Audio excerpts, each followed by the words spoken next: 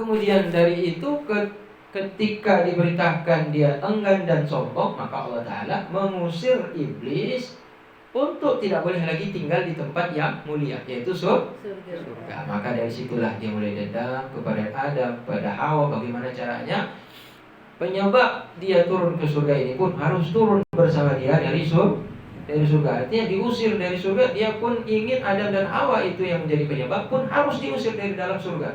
Bagaimana caranya? Saking dendamnya gak cukup Adam dan Hawa, sampai cicit-cicitnya, sampai yang terakhir nanti di dunia hidup pada hari kiamat pun akan dia sesatkan supaya jangan masuk surga.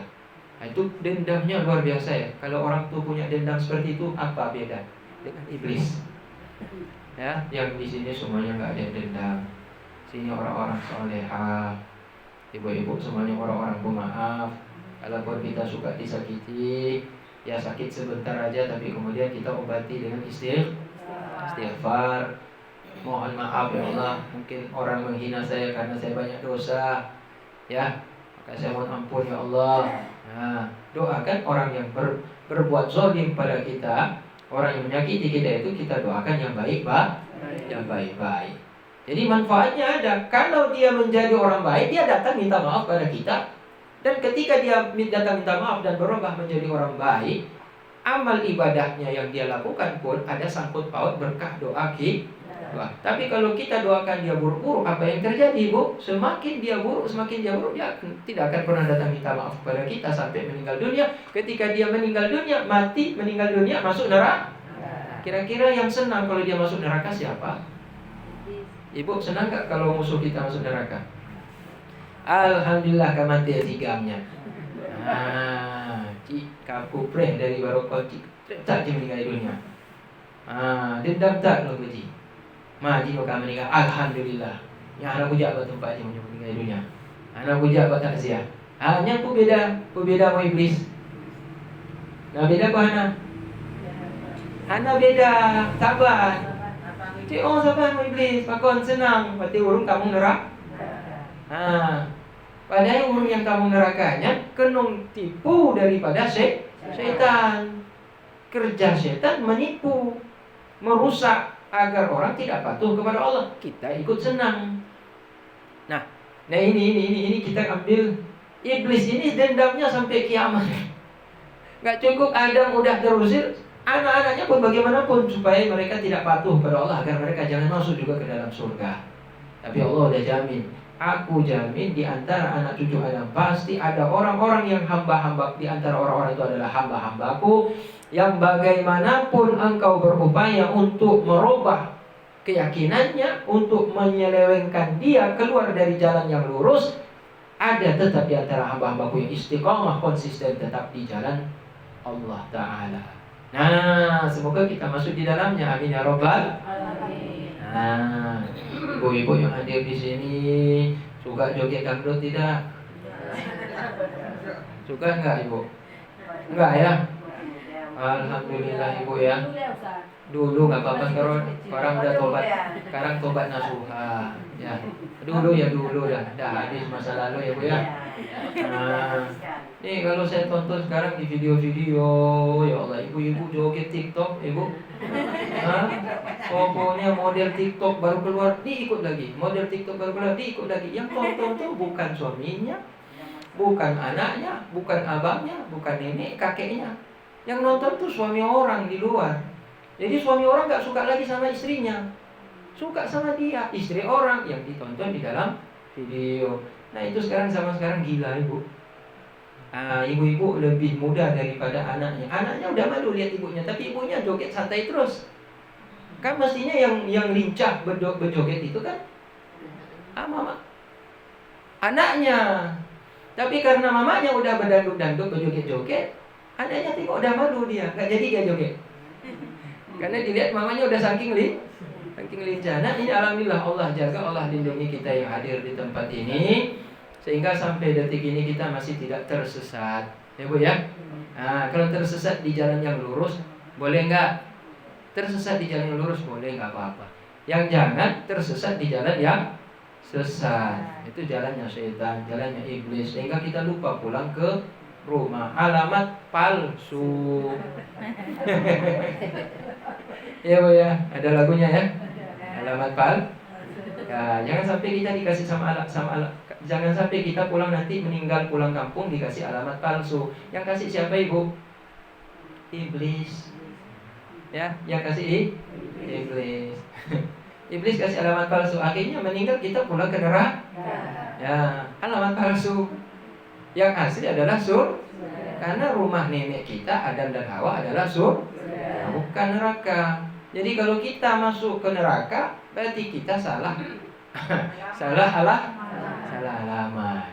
Nah, zaman sekarang ini banyak orang salah alamat Ibu. Nah, Ibu kira-kira kalau saya tanya, calon penghuni neraka banyakkan mana? Calon penghuni neraka sama penghuni surga kalau lihat zaman sekarang? Nah, kan jujur ibu-ibu. Ya, kalau kita lihat Ibu ya, untuk kita yang umat Muslim, kita yang Islam aja ini kan dijamin masuk surga. Kita dijamin tidak masuk surga? Dijamin, tapi belum pasti langsung. Selama kita tidak murtad, tapi sudah mulai ada orang Aceh murtad, berarti kan misi orang-orang non-Muslim sudah berhasil menarik orang Aceh masuk Islam. Oh, itu kan banggaan luar biasa. Kalau orang Sulawesi masuk Kristen dari Muslim ya, beragama Islam, masuk Kristen, itu biasa. Ya, orang Batak Islam masuk Kristen, biasa nggak? Biasa. Orang Jawa beragama Islam masuk Kristen, biasa apa luar biasa? Nah, biasa kalau orang Jawa Islam masuk Kristen biasa. Pas didengar di berita orang Aceh masuk Kristen, masuk Buddha, masuk Hindu, yang pohabak? Ya kon panena orang Aceh kamu Kristen, panena orang Aceh kamu Hindu. Angku pate. Han mungkin terjadinya, tapi karena Jino. Bahkan dia ke pendeta. Bahkan bukan cuma sekedar masuk agama Kristen, tetapi sudah menjadi pendeta. Kalau sudah menjadi pendeta, targetnya memasukkan lagi orang-orang Muslim yang di Aceh untuk masuk ke dalam agama Kristen. Ada itu videonya sudah ada. Nah, dia punya misi mah. Tidak salah dia kalau dia transparan gitu. Misinya cepat ditangkap. Mestinya dia diam aja. Kalau dia diam aja, dia bisa bermain di bawah tanah, dirayu-rayunya, kasih uang, kasih makan, kasih istri, kasih jabatan, kasih pekerjaan, kasih harta, baru dimasukkan ke dalam agama non-Muslim. Tapi kalau dia udah terang-terangan, orang Aceh udah tahu, dia ditanda. Kalau masuk Aceh, awas kamu. Nah, neneknya, kakeknya, ibunya, ayahnya, saudaranya malu gara-gara dia sudah masuk agama Kristen. Artinya sudah murtad. Kalau dia masuk Aceh bahaya. Itulah salah strategi dia. Tapi ini sudah terjadi di Aceh bahwa ada saudara kita yaitu Aceh yang agamanya Muslim. Dulunya dia sering ke mushola, sempat ikut balai-balai pengajian walaupun tidak masuk pesantren. Tapi ketika dewasa dia merantau, kemudian terpengaruh akhirnya dia murtad memeluk agama yang Kristen selain agama Islam. Nah, ini. Jadi alhamdulillah ibu-ibu, zaman sekarang ini yang saya tanya tadi itu bahwa kalau kita melihat kenyataan di Aceh, alhamdulillah mayoritas Muslim. Tetapi kita tidak boleh kemudian tertipu dengan mayoritas yang ada saat ini pada kita. Ingat, itu Spanyol wilayah kita dulu. Ya, Cordoba, Valencia, daerah-daerah yang berada di Spanyol itu dulu wilayah kekuasaan orang Islam. Tapi karena orang Islam ini sudah senang, karena mereka sudah berkuasa sampai Eropa, lupa mereka kepada Allah, akhirnya diserang balik oleh orang-orang non-Muslim. Akhirnya wilayah itu kembali menjadi wilayah orang-orang non-Muslim. Aceh bisa jadi terbalik seperti itu. Kita bangga Aceh 100% atau 90% Muslim, orang-orang Aceh. Kakek nenek moyangnya Islam, tidak mungkin berubah menjadi akidah yang lain. Belum tentu. Kalau orang Aceh tidak lagi menjadikan Al-Quran sebagai rujukan utama, bacaan utama, petunjuk yang paling utama. Alhamdulillah, ibu-ibu masih mau pegang Al-Quran, baca, sama-sama baca. Walaupun saya sedikit ngantuk bacanya tadi karena lama sekali. Makanya saya tadi baca, ibu dengar saya baca tadi itu kan ada yang salah kan? Ngantuk tuh. Kalau saya baca ya tidak sabar mah, pingin kencang. Tapi ibu-ibu saya ikuti irama ibu. Ya udah sedikit ngantuk nggak apa-apa. Nah, alhamdulillah bacanya bisa. Kemudian ibu udah, kalau nanti sudah baca nanti, kemudian sudah dilazimkan, didawamkan akan terhafal. Ingat ibu, membaca Al-Quran itu bukan baca satu penuh Yasin dari awal sampai terakhir kemudian itu dihitung satu pahala, bukan. Tapi setiap satu huruf itu dapat satu pahala. Satu pahala berapa kali lipat diganjar satu kebaikan, yaitu 10 kali lipat. Ibu hitung sendiri tuh nanti Yasin berapa ayat, berapa huruf. Satu huruf diganjar satu pahala. Satu pahala dilipat ganda 10 kali lipat. Coba kali berapa buah huruf yang ada di dalam ayat suci Al-Quran. Dalam khusus surat Yasin ibu baca tadi sambil ngantuk-ngantuk tadi itu, tidak tahunya sudah dapat banyak pahala. Ya jadi keuntungan bagi kita yang tetap kembali pada Al-Quran, mempelajari Al-Quran, membaca Al-Quran, bahkan kemudian menghafal Al-Quran itu. Meskipun tanpa sengaja dengan sering dibaca, akhirnya terhafal, maka itu akan menambahkan keyakinan kita kepada Allah. Jadi kalau diiming-imingi dengan harta, diiming-imingi dengan pangkat dan jabatan untuk masuk, hana perle lon kepeng, hana perle kejabatan, hana perle macam-macam lon. Walaupun gasin susah hode punya pindah-pindahan lon. Bakbe, hana pun harta yang penting tetap dalam akidah iman, dalam akidah Islam, tetap beriman pada Allah dan Rasulullah.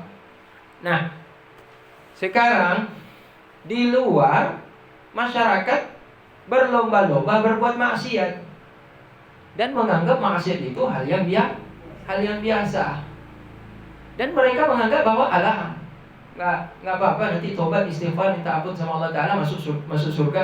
Tidak semudah itu masuk surga ibu. Apakah Allah katakan, apakah kalian menganggap aku menciptakan kalian tanpa akan pernah merasakan aku uji dengan ujian?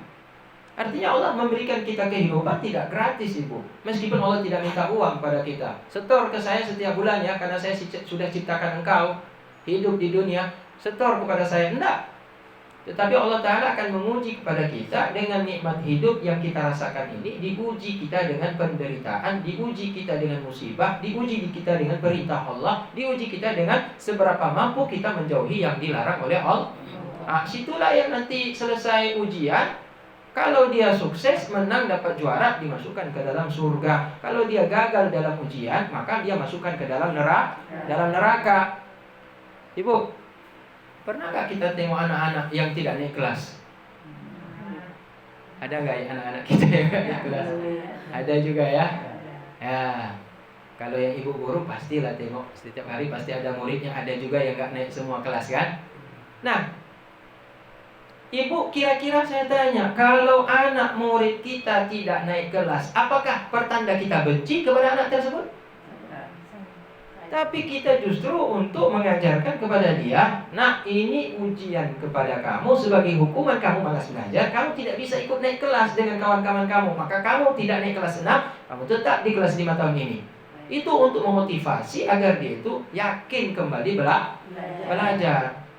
Nah, bagi Allah Ta'ala, ketika seseorang yang tadi dia di dunia kurang dia yakin beribadah, bahkan dia lebih banyak maksiat, ibadahnya ada tapi dikit. Ada dia sholat, tapi zuhur ada, asar nggak ada, maghrib ada, isya nggak ada, subuh jangan tanya. Nah, berat sekali untuk bangun. Maka yang seperti ini kemudian tidak naik masuk surga, dibiarin dulu direndam di dalam neraka. Biar rasa gimana dulu, tinggal dengan sholat, enak nggak? Ya, gimana dulu? Ya, main judi, enak nggak? Ampun ya Allah, tobatnya kan, alihnya tobatnya rasa. Nah, tapi ketika semua itu sudah selesai, Allah tuh punya rasa sayang kepada hamba, meskipun cuma ada satu amal ibadah. Maka malaikat Allah tanya kepada malaikat penjaga neraka. Ya, Allah tanya kepada malaikat siapa namanya? Malik. Ditanya sama Allah Ta'ala, wahai Malik, apakah semua umat Muhammad sudah keluar dari dalam nerakamu? Maka dijawab oleh neraka, dijawab oleh Malik yang jaga neraka, Masih ada ya Allah. Hah? Allah tahu, cuma Allah tanya aja gitu kan. Untuk menceritakan kepada kita. Masih ada lagi yang belum keluar. Udah ribuan tahun diazab dalam neraka belum keluar. Umat Muhammad. Iya ya Allah, umat Muhammad. Hah? Kok bisa dia masih bertahan di dalamnya? Dia nggak punya amal apa-apa ya Allah. Tapi kok bisa dia jadi umat Muhammad? Cuma karena mengucap dua kalimat tauhid. Asyhadu an la ilaha illallah wa asyhadu anna Muhammadar Rasulullah. Habis dia mengucap dua kali syahadat, sholat nggak pernah, puasa nggak pernah, zakat nggak pernah, ada uang nggak pernah, haji, kerjanya bikin maksiat, nggak pernah bikin amal soleh ibu. Pokoknya preman paling preman yang ada di kampung itulah dia. Maka yang seperti ini meskipun tidak ada satupun amal soleh yang pernah dia kerjakan, ketika ditanya kenapa kok bisa dia jadi umat Muhammad, karena mengucap dua kalimat syahadat, maka Allah katakan begini, kalau begitu sudah maafkan saja. Saya malu dia masih mengakui saya sebagai Tuhan dan kekasihku adalah sebagai Rasul ataupun utusan Allah.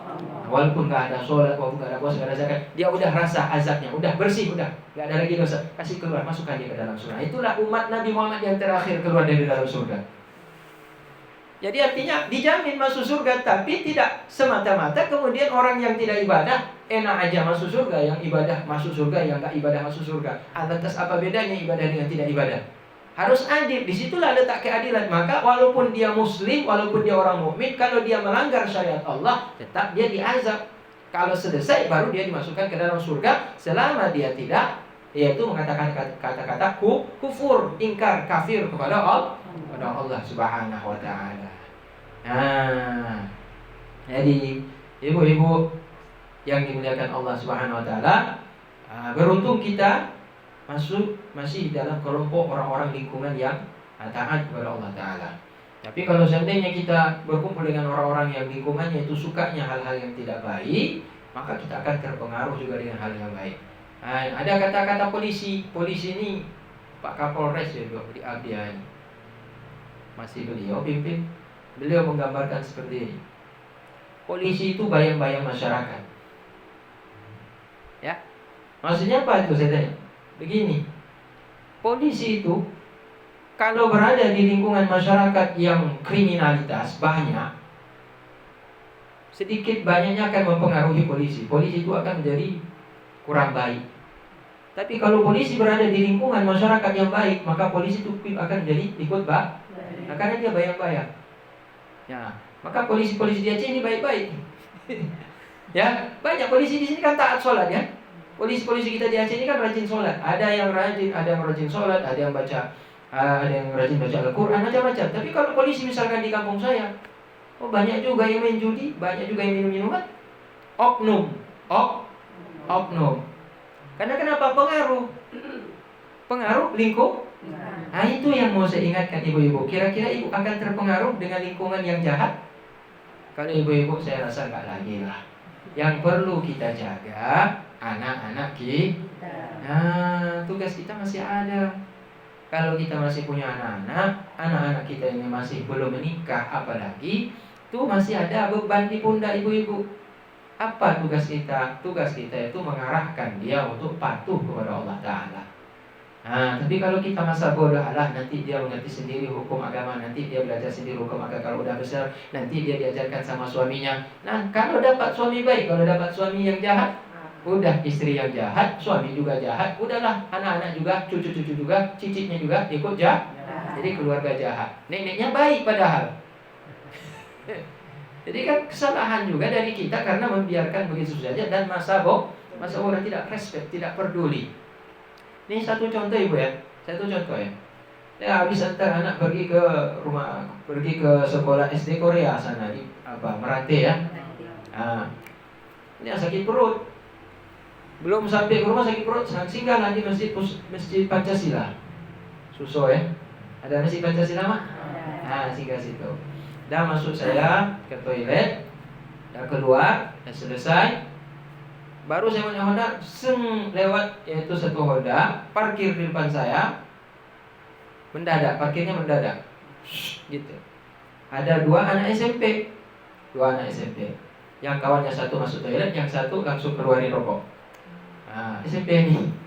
Bukan rokok, saya rokok di depan saya. Saya pakai peci, pakai sarung, nggak ada apa-apa dipandangnya. Dia nggak tahu juga, nggak kenal mungkin sama saya. Udah, saya perhatiin ini anak ini nggak ada sopan santun, la ilaha illallah. Habis itu kawannya keluar dari toilet, Pak rokok orang ini. Jadi jam 8 merokok dia. Nggak tahan saya, saya tegur. Saya tegur anak SMP ini. Ayo, anak ajak sekolah. Iya, nanti bentar lagi. Bentar lagi ya. Ini udah jam berapa nih? Nanti kami pergi. Kenapa kalian merokok di sini? Udah biasa. Kamu udah bisa kerja? Udah bisa kerja. Ada izin kamu merokok? Ada izin dari merokok. Ada izin dari orang tua merokok. Jadi begitulah lincahnya dia menjawab ketika kita bertanya. Dia tahu salah, tapi dia masih melawan tuh dengan bahasa seperti itu.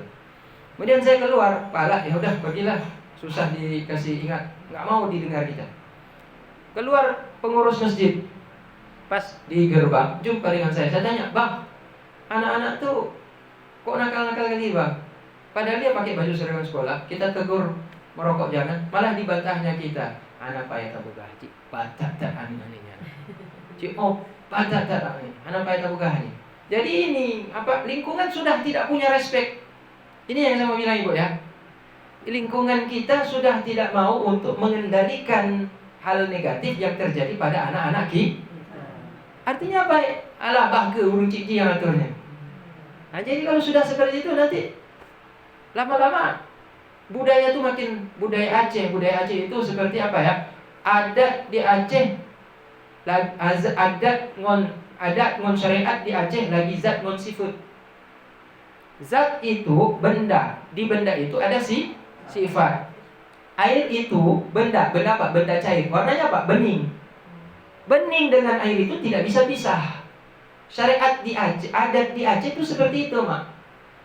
Ya, adat Aceh itu seperti zat dengan sifat. Dinding itu warna putih. Jadi dinding itu sifatnya ada warna putih. Tidak bisa kita lepas tuh. Putih itu malaikat ke situ kecuali kita cat warna lain. Jadi dinding dengan warna itu tidak bisa dipisah. Jadi budaya Aceh itu tidak bisa dipisah dari syariat sama seperti pepatah orang Minang. Pepatah orang Minang mengatakan bahwa adat bersanding syarak. Adat di Minang itu bersanding dengan syariat. Artinya kalau ada adat-adat budaya Minang tapi tidak sesuai dengan syariat, itu bukan adat budaya Minang. Begitu juga di Aceh. Budaya Aceh itu dia menyatu dengan syariat Islam. Kalau ada budaya Aceh tidak senyawa, tidak sesuai dengan syariat Islam, maka itu sebenarnya bukan adat sebenarnya itu bukan adat Aceh. Nah, anak-anak kita ini yang harus kita jaga. Maka kalau kita buat nanti di kampung itu, yaitu perkumpulan, persatuan dengan tokoh-tokoh masyarakat. Kalau ada anak-anak kita melakukan hal-hal yang menyimpang, walaupun itu anak saya, kalau salah siapapun yang lihat tegur. Ya Bu ya. Ini Kampung Rawa, saya ingat Ibu ya. Di Kampung Rawa ada yang abang leting di atas. Yang saya ingat ya, abangnya istri itu, udah meninggal beliau di Tanah Abang. Dia sampaikan ke saya, ini dulu Kampung Rawa ini jarang sekali abang-abangnya itu nikah dengan adik-adik satu lorong.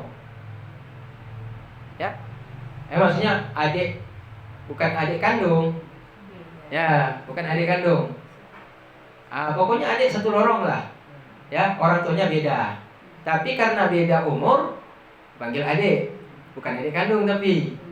Kenapa? Karena mereka yang abang-abang di situ, di satu lorong itu, dia bertugas menjaga adik-adiknya. Jangan sampai dibawa sama orang anak-anak muda dari luar kampung.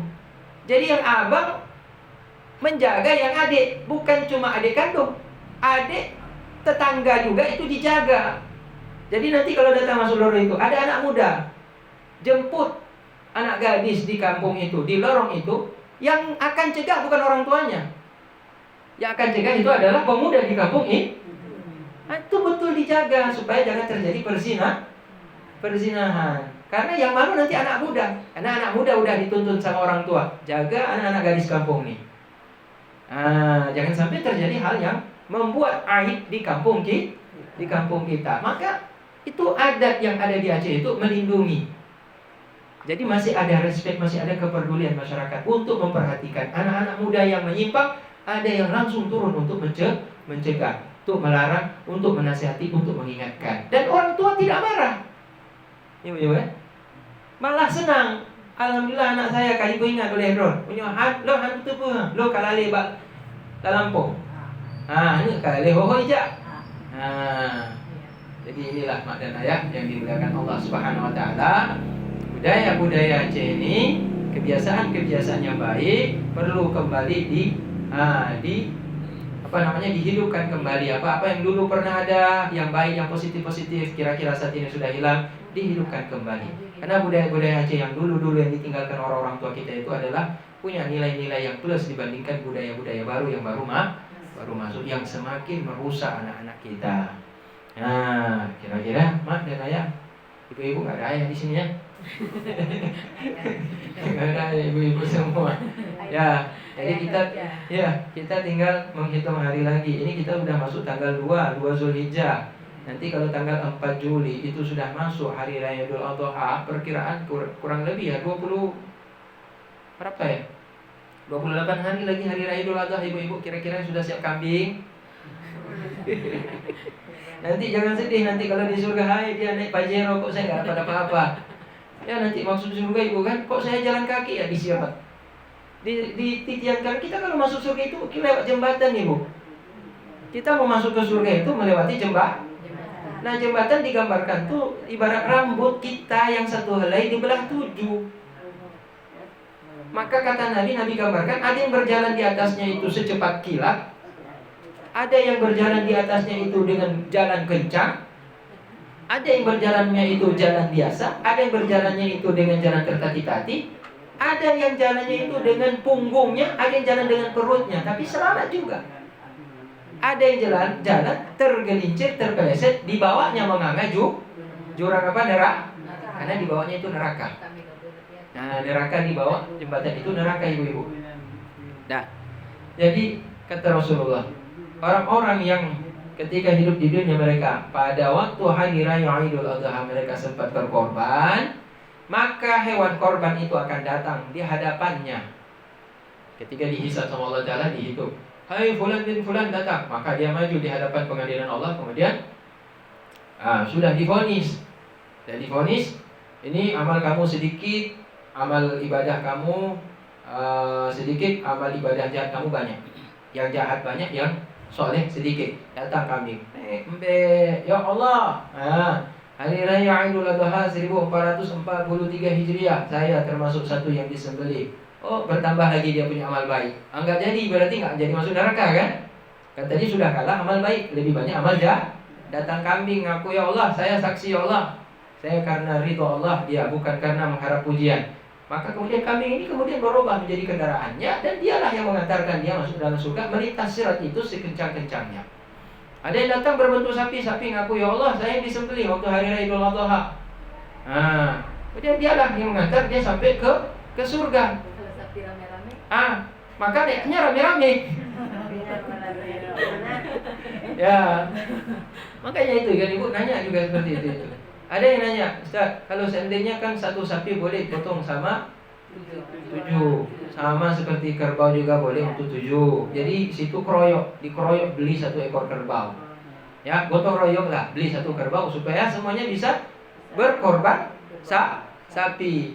Nah, kalau beli 1 ekor kambing bisa, tapi nggak pernah selama ini korban sapi.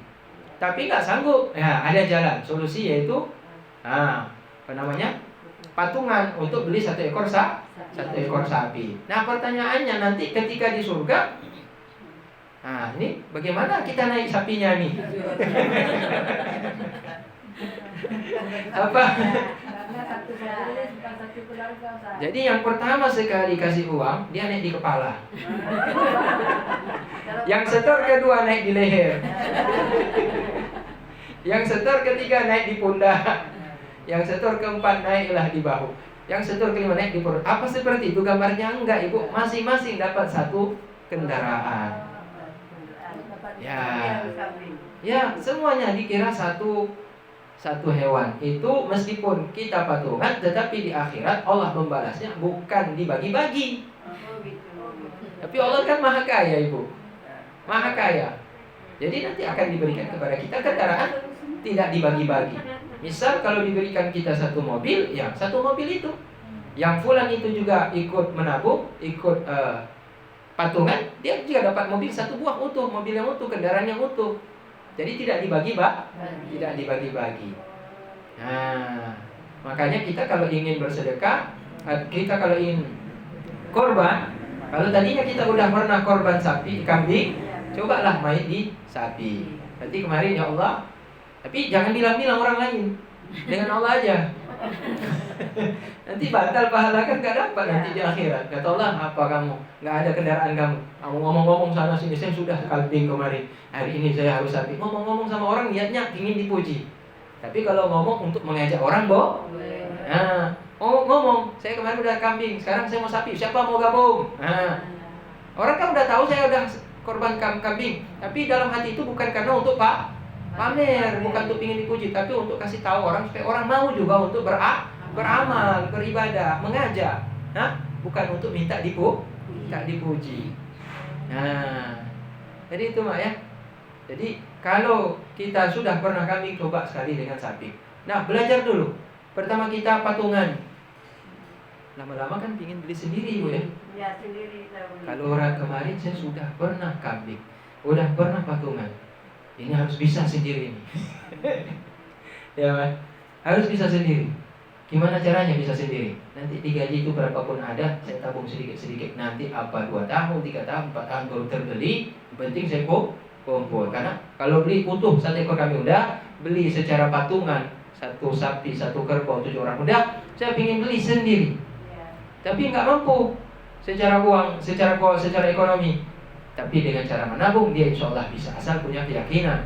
Yakin dia untuk memperbanyak ibadah kepada Allah. Memperbanyak ibadah kepada Allah. Ibu tahu nggak berapa Nabi korban pada waktu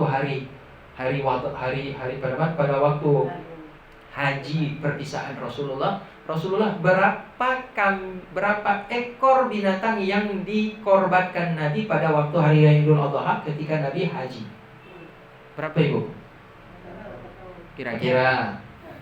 Kalau nggak tahu coba dikira-kira untuk ukuran Nabi ini tahu nggak? Nabi ini kalau kita lihat hidupnya sederhana, tapi ibadahnya luar biasa. Nah, Nabi sembelih pada waktu hari raya Idul Adha, selesai beliau melaksanakan jumrah, melempar jumrah, kemudian potong rambut, keluar dari haji. Waktu itu beliau membawa 100 ekor onta. Jadi Nabi sederhana hidup.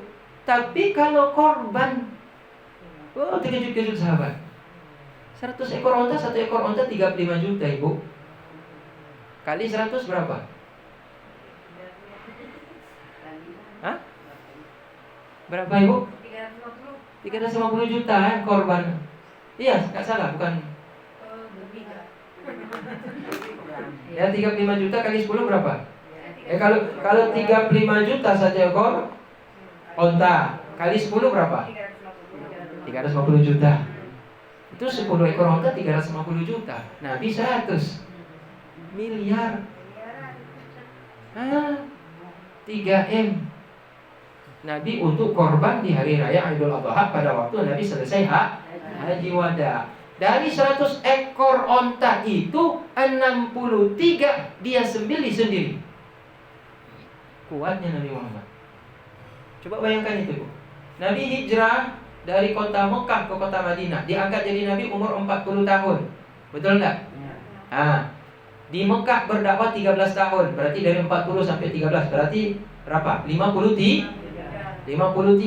Nabi hijrah ke kota Madinah 6 tahun kemudian baru perintah turun untuk haji, termasuk di dalamnya korban. Berarti 53 tambah 6 59 tahun Nabi berkorban ketika haji wada itu 59 tahun umur Nabi. Nabi menyembelih 100 ekor onta tersebut, 63 dengan tangannya sendiri. Nah, kalau kita mana ada 63 sanggup kita sembelih 63 ekor? Hah? Baru 5, baru 10 udah lemas badan. Karena tuh kuat memegang parang untuk menyembelih itu kan harus butuh tenaga yang kuat, Ibu ya. Nah, sisanya Nabi kasih kepada Ali. Sisanya 30 tuh Ali ini. Sisanya kamu sembelih atas nama saya. Sesudah disembelih, kemudian Nabi mengatakan, wahai sahabat-sahabat yang berangkat haji siapapun kalian, ambil bagian-bagian kalian dari daging-daging sudah saya sembelih tersebut. Maka sahabat kemudian mengambil daging-daging yang sudah dikorbankan oleh Nabi. Nah, coba bayangkan, Nabi nggak tanggung-tanggung untuk korban 100 ekor onta. Bukan sapi, bukan kambing, tapi onta. Mana ada lagi orang yang mampu seperti itu? Ada, tapi nggak seperti Nabi. Berarti Nabi betul-betul menjadi contoh bagi kita manusia. Alhamdulillah kita termasuk di antara umatnya yang beriman kepadanya, dan kita bangga menjadi umat Nabi Muhammad Sallallahu Alaihi Wasallam. Jadi dari sekarang ibu-ibu mulailah kumpul dikit-dikit uang. Kalau nggak sanggup sapi untuk patungan, minimal beli 1 ekor tapi kambing nggak bisa patungan. Kalau kambing kita patungan nggak dapat pahala korban, dapat pahala sedekah aja. Ya, silakan Mak. Kita udah beli 1 sapi kan? Ya. Mereka bertiga di rumah. Ya, sapi ya. Sapi ya. Anak. Ayahnya kan bertiga. Ayahnya. Jadi sebetulnya kan kalau kita sembelih itu kan 7. Iya. Masuklah ayah mertua, mama mertua, mama mertua. Jadi kita 7. Akhirnya 7. 7. 7. Ya, Masuk. yang keluarkan uang siapa? Kita sendiri. Tapi mama masukkan juga orang lain. Padahal orang lain ini tidak mengeluarkan uang. Ya, berarti pahala mama lebih besar daripada yang lain tuh. Tapi yang lain pun dapat pahala Apakah sembelih lagi itu 1 lagi kambing, maksudnya untuk suami itu? Lagi. Maksudnya suami tadi masuk dalam 7 tidak? Iya, masuk. Iya. Tadi suami masuk di dalam 7 1 ekor sapi. Iya. Itu kemudian dia ingin juga mengkorbankan 1 ekor kambing. Begitu Mak ya? Iya Mak? Iya. Begitu kan? Tidak, maksudnya apa kita korbankan tadi seekor sapi tadi. Iya. Apakah di bulan haji ini kita sembelih lagi kambing? Boleh Mak. Boleh. Ya. Jadi ibadah sunnah itu dianjurkan untuk diperbanyak. Ya. Kita uang suami Ya. yang pensiun tuh. Ya. Kita tabung Ya. gitu. Ada lagi. Alhamdulillah. Uang yang kita tabung kemudian kita jadikan hewan korban, itulah uang sebenarnya kita di akhirat. Ya. Ya kan? Tapi kalau uang misalkan kemudian kita pakai untuk acara tidak bermanfaat, walaupun itu nampak ada, tapi sebenarnya tidak ada nanti di akhir. Nah, tidak ada di akhirat. Yang kita beli tadi untuk korban, kita sedekah untuk dibagi ke orang-orang fakir miskin. Itulah uang kita yang sebenarnya. Ya, jadi kalau kita sudah berkorban tahun lalu, tahun ini ingin korban lagi, boleh nggak? Boleh. Kalau niat, Ya. misalnya tadi kita mau berniat, seorang orang tua ingin berniat untuk anaknya. Sedangkan saat anaknya lahir, kalau kecil-kecil, kalau yang zaman dulu kan jarang ada nama, langsung panggil siung ubit.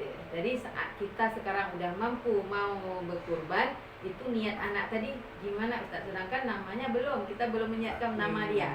Anaknya Masih belum suka ada? panggil ini. Anaknya udah lahir, tapi kita karena panggilan sayang kalau orang Aceh kan siung ubit. Biasanya Namanya kalau belum ada? Nama belum ada. Ya, menurut Qasad. Maka itu kembali kepada hadis Nabi, innamal a'malu binniyat. Hanya saja amal itu tergantung kepada si yang meniatkan. Kalau niatnya kepada siung, dan siung ini memang belum punya nama, nanti ke depan dia udah punya nama, apakah ini tetap dapat pahala? Kemarin kan namanya siung, sekarang udah robah nih. Nah, apakah dia dapat pahala? Tetap. Malaikat tuh tahu orangnya tuh satu. Ya. Malaikat tuh orangnya tuh satu. Ya, ada banggai malaikat. Kayaknya mau bangai. Mereka anak bangai itu. Karena kan orang Aceh dia pasti punya nama dua kan. Iya. Bahkan lebih ya. Mael bisa dipanggil Maeng. Kamu meninggal. Anak kalau mah posisi juga meninggal. Cuma Iya. dia manggilnya siung-siung. Terus itu satu lagi Ustaz. Iya, kalau anak sudah meninggal sama seperti orang tua pun sudah meninggal. Kalau mak misalkan saat ini kan baru ada kemampuan saat ini. Dulu orang tua hidup susah, kita juga susah. Orang tua dari dulu pingin juga korban untuk sapi, jangan kan sapi, kambing aja udah alhamdulillah, tapi nggak tercapai-capai niatnya sampai meninggal dunia. Kita pun susah. Nah, pas sekarang orang tua udah meninggal dan kita udah bisa mampu dari rezeki. Kira-kira kalau kita keluarkan korban, niatkan untuk mama atau orang tua yang udah meninggal, sampai enggak? Sampai ibu-ibu. Bahkan kita dicatat sebagai anak yang soleh. Karena dia bersedekah untuk bukan egois pribadi dia, tapi dia masih ingat kepada orang tua.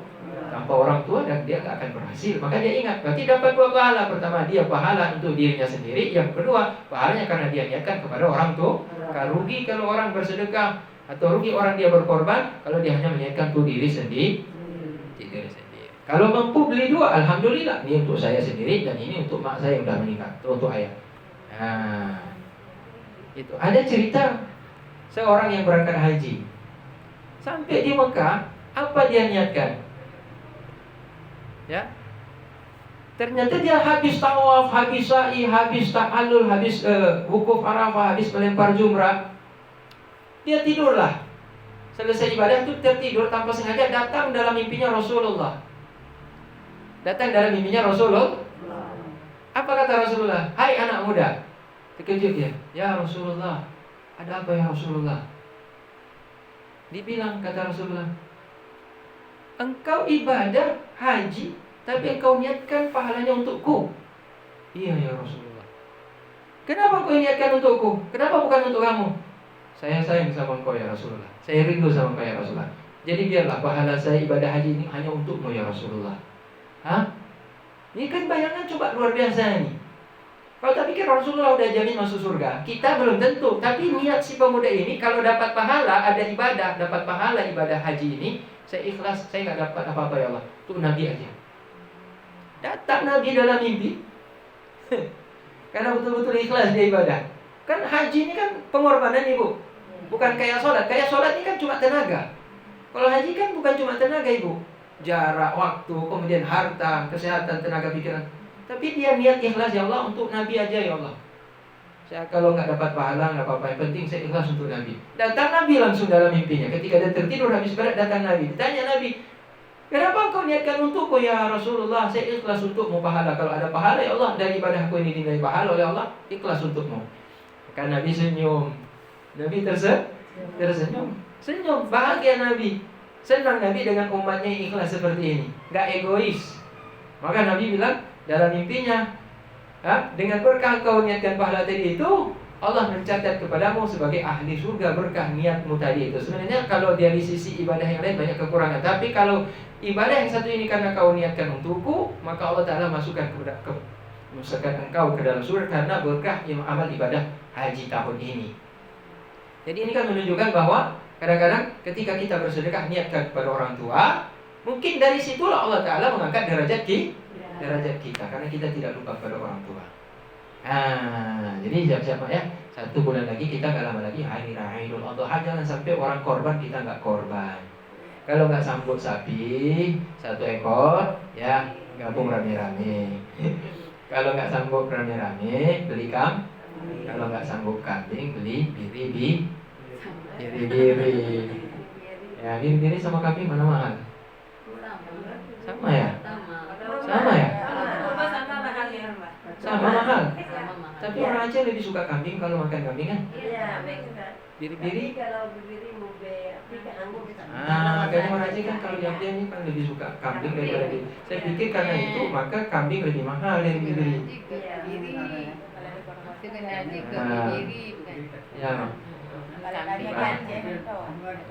Kalau di diri hanya aja padahal